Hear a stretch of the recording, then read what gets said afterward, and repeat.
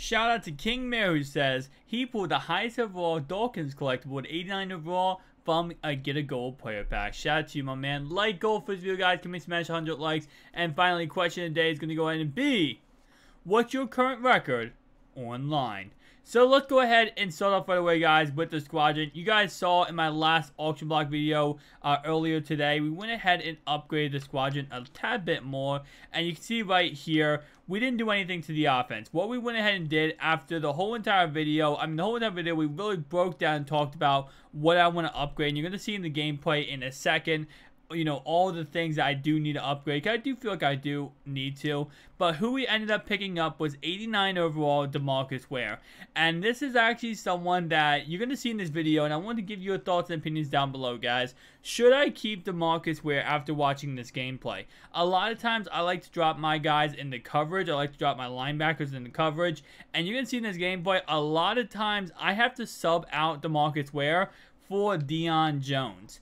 And I feel like with that in mind, I kind of feel like I should pick up Anthony Barr, because I feel like that's going to be a better pickup for me than Mr. DeMarcus Ware, just because DeMarcus Ware is not in a situation that I need him to be. Like, he's not going to be a pass rusher for me unless I put him at one of my end positions. And you can see right here, end-wise, we are not using, you know, DeMarcus Ware. So tell me down below your thoughts and opinions. Should I get somebody else? And if I should get somebody else, who should I replace for my left side linebacker? Nothing wrong with DeMarcus Ware, but I do drop him in the coverage a lot. And you can see in this, gameplay a tad bit, he is a liability. I need someone else, especially because I like to use my left side linebacker.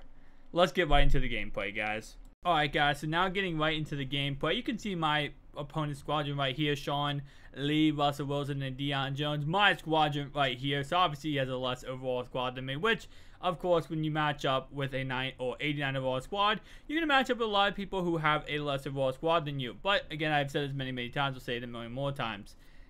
It's scheme over team. Team doesn't matter if you have a good scheme. So first play of the game, I throw a user pick. Now let me go ahead and break that down why I threw that user pick. So I should have hit A the second I hiked the ball. The point of that play right there is to hit A right away, not to wait. I stupidly waited and ended up throwing a user pick. So good on my opponent, but that was just a mental error by me. Throwing the ball too late and not throwing it right away is definitely not something you want to do in that situation. Nonetheless, though, it doesn't matter. Obviously, starting off the game throwing a user pick, you kind of just want to mentally get back into the game and get better. And that's what we're going to do in this game. First and goal, he runs the ball. Second and goal, he goes ahead and he tries to run Russell Wilson, not able to go and pick up a touchdown. Third and goal here, he's going to go ahead and run the ball once again with his fullback. And now fourth and goal, he's going to run Russell. He's going to do a pitch play and get nothing. So now we have the ball right back. That's exactly what you want to do. When you throw a pick, you want to just get the ball right back, not allow any points, and play smart here. You can see right here, that's exactly where I should have threw the ball on that exact play. So that wasn't meant to mistake in my first drive, but in my second drive, we were able to go ahead and, you know, correctly run the exact play we were supposed to. Third down and 5 here after a run by Tyreek Hill. We're going to go ahead and almost take a sack. We're able to go ahead and get a first down. And again, that's why you get yourself a Michael Vick. So you're able to go ahead and roll out effectively. First down and 10 here. I actually saw an error in his defense. He went ahead and used the safety, pulling him off of Randy Moss and actually trying to cover the underneath route, which allowed me to go ahead and get an easy touchdown with Randy Moss. First down and 10 here, we're going to go ahead and get a sack on him. Second down and 19, we're going to go ahead all day to throw. I got to say, I was rushing 3 people, so obviously I wasn't rushing 4 or 5 people on any given play, but rushing 3 people, I mean, the 3-man pass rush definitely has some issues sometimes, man.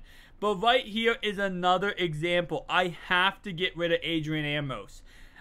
He's a great player, and I love Adrian Amos. But you saw right there, guys, he is truly a liability. The guy literally just threw a pass deep right there, and he drops an interception. And that wouldn't be bad if that happened once, twice, 3 or 4 times. That has now happened in 7 different games, probably over 9 different times, causing one time was a game-winning pick 6 he dropped. So I have to go ahead and get rid of Adrian Amos. And again, I would love to hear down below who I should pick up personally. Who do you guys feel that is a great pickup for me? I'm thinking again about Malcolm Jenkins. I'm thinking about Landon Collins. I've seen a lot of great responses on who I should pick up. Right here, I make a simple mistake. I saw A was wide open, so I try to throw it to A. Vic overthrew it just a tad bit, not too bad, just a tad bit overthrew it, and of course, it got picked off. But again, whoever I should pick up a strong safety, leave it down below. I want to get someone who has some decent speed. Obviously, I'm not going to find a guy with like 89 speed like Landon Collins. I'm sorry, like Adrian Amos. But I want to go ahead and find somebody. Maybe somebody with a little decent speed. Actually, somehow catches the ball right there. But again, I want to find someone with decent speed, but nothing too, crazy. Obviously, I know I'm not going to. Right there, though, DeMarcus Ware went ahead and made a play. Well, first off, I was using him, but I was able to go ahead and make a play with DeMarcus Ware. So again, DeMarcus Ware is not a bad player. It's just that you're going to see in this gameplay, I have to sub in Deion Jones a lot, because a lot of time I like to use that left side guy, or sorry, that right side guy. As he goes ahead and dots me up on 4th and 17, good play with my opponent. First down and 10 here at the 47-yard line. So again, a lot of my opponent game was just going ahead and taking advantage that my 3-man pass rush could not get to him. And he was just sitting in the pocket, rolling out to his right, and dotting me up down the field, which, again, good play on my opponent. It's kind of weird, though, because, again, I don't know why we're not able to get any kind of pressure. Rushing 3 men, if you guys look at my defensive line, I'm surprised we're not able to go ahead and get any pressure with that defensive line.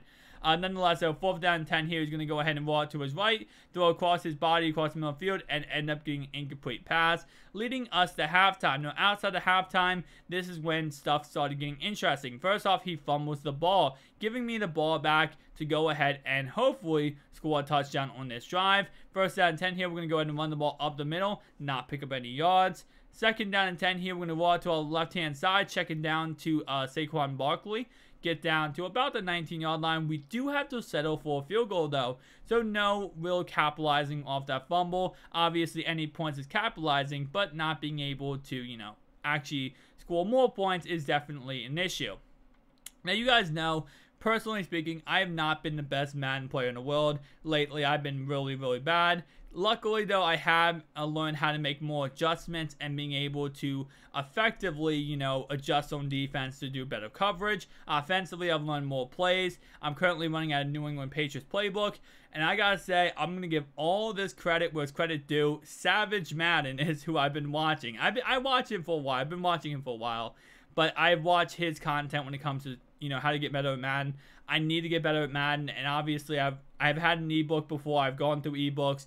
As right here, actually, sorry, not this play, but he's going to go ahead and throw an interception to Earl Thomas, but I've been watching his content, and I gotta say, he is really good at making tutorials on how to get better at Madden, so suggest you go ahead and watch him if you're having issues with getting better at playing online. Nonetheless, though, first down and 10, and if you do watch him, tell him in the comment section that MUT Gamer sent you. I appreciate it. First down and 10, though, we go ahead and hand the ball off to Tyreek Hill, and that's going to go ahead and get us a 68-yard rushing touchdown.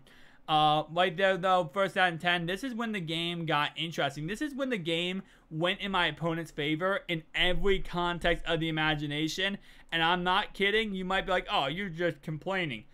Guys, watch what happens. Third down and 8 here. My opponent's going to go ahead and throw he's going to throw a check down pass, right? Fourth down and 2 here, right?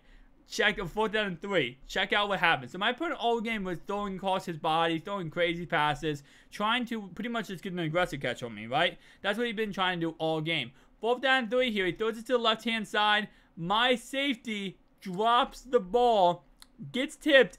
He catches it off a crazy tip pass. Next play later, gets in the end zone. My next possession later, I run this play. Now, this is my fault. Don't get me wrong. I'm not in any way saying this is not my fault. I throw a stupid pass. Stupid. One thing he celebrates when he's down 17-7. Nonetheless, I threw a stupid pass there and end up throwing a pick. I don't know how my brain crumbled in that moment, but once he caught that pass, once he caught that crazy tip pass, it was like my whole entire team, everything just changed in my mind. The whole entire game changed in my mind once he caught that crazy pass. I mean, I knew he wasn't going to win the game, and I knew I had the game won no matter what, but the fact of it went from 17-0 to 14-7 with, obviously, right here, wide open Travis Kelce. Vic, I hate you so much.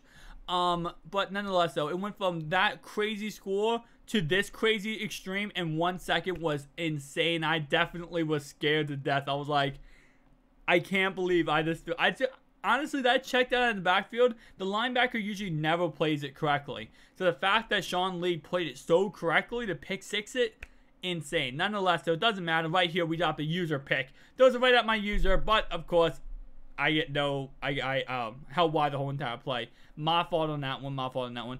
Nonetheless, guys, we do go ahead and win this game. If you enjoyed this video, make sure to like and subscribe button, and I'll see you guys in the next one. We go ahead and take the dub, 20-17. Peace out, guys.